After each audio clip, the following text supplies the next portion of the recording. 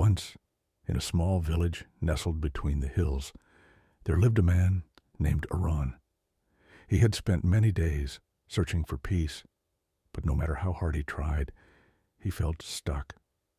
His days passed under the scorching sun, and his nights were restless. He meditated, read books, and took long walks. Yet nothing seemed to shift the heavy weight of confusion in his heart.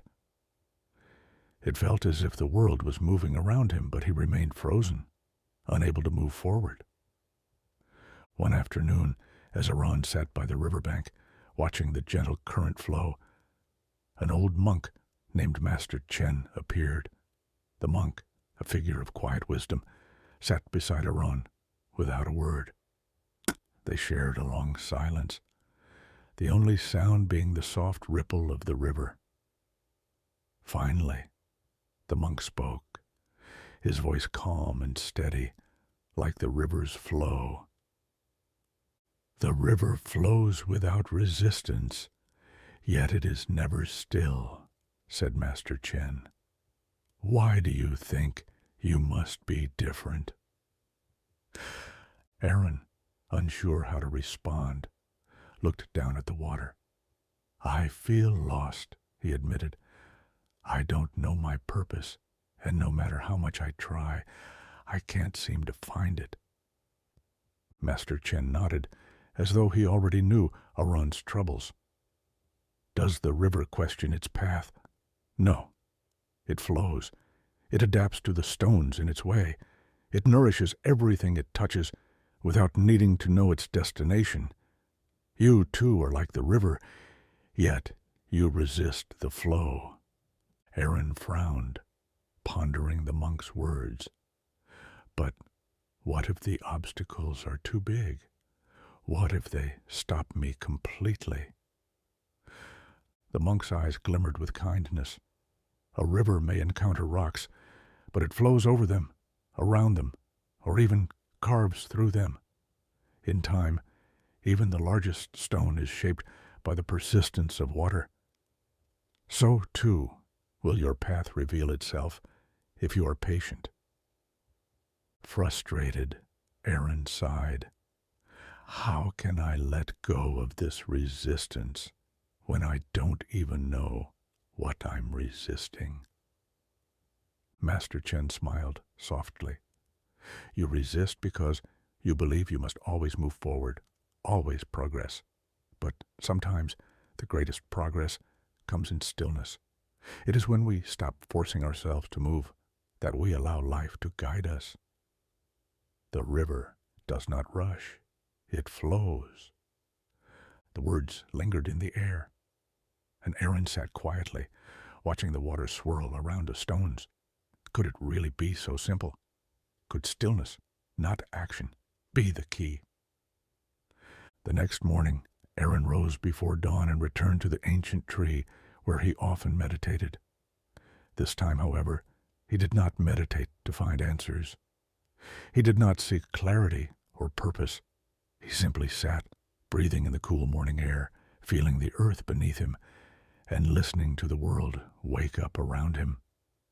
The birds sang, the breeze whispered through the leaves, and Aron allowed himself to just be. As the minutes passed, his thoughts settled and his worries quieted, like the ripples in the river after a stone has been thrown. And in that stillness, something unexpected happened. A gentle whisper of inspiration rose within him. It was not a grand revelation, but a soft knowing, a realization that the answers he sought were not out in the world, but within him all along. He hadn't lost his way. He had simply been searching too hard for something that would come naturally, if only he let it. Over the next days, whenever Aron felt that familiar sense of being stuck, he would pause, breathe, and remind himself that life, like the river, would flow when the time was right. He didn't need to force it. He didn't need to search for it. He simply needed to create space for it to arrive. As Aron embraced this new way of being, he noticed subtle but profound changes. The tasks that once felt overwhelming became manageable. The goals that had seemed out of reach no longer weighed on him. And slowly, a renewed sense of purpose began to bloom. Not because he had found it, but because he had allowed it to find him.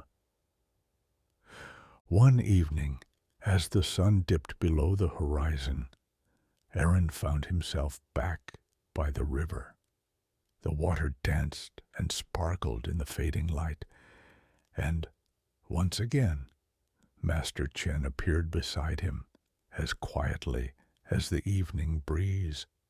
"You have found your way," the monk said softly.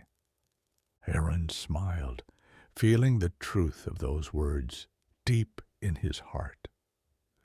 "I stopped searching for it. I let it come to me." Master Chen nodded approvingly.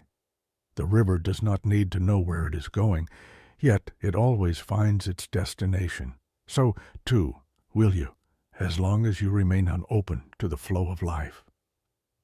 With that, the monk stood and walked away, leaving Aron alone by the river. But this time, Aron did not feel alone. He felt connected to the earth beneath him, to the river that flowed, and to the deeper rhythm of life. And he knew that as long as he trusted in that flow, inspiration and purpose would always find their way to him